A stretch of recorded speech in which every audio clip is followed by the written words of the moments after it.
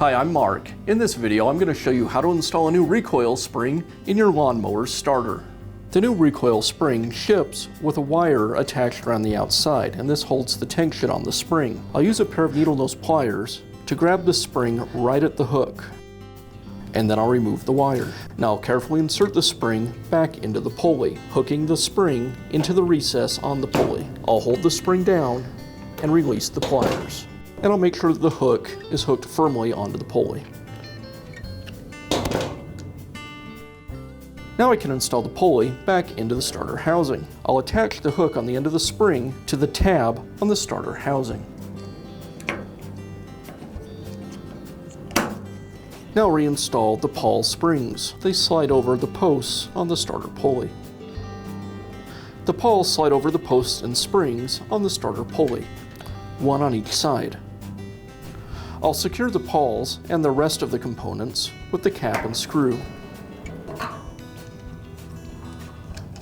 And now I can reinstall the rope onto the starter. Now I need to tension the recoil spring. To do that, I'll rotate the pulley counterclockwise.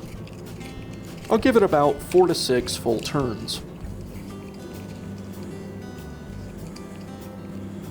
Now to hold the pulley in place, I'll insert a small screwdriver through the openings in the starter housing and between the spokes on the pulley. Now I'll insert the rope through the opening in the pulley and through the opening in the housing. I'll pull the rope through until the knot rests against the pulley, and I'll make sure it's out of the way down in the cup. Now I'll again tie a temporary knot in the middle of the rope and carefully remove the screwdriver. Now I can reinstall the pole. I'll insert the rope through the handle and out the top. And I'll tie a knot on the end of the rope.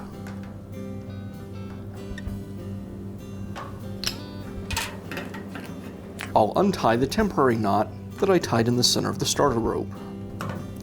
And I'll carefully allow the rope to recoil back into the starter.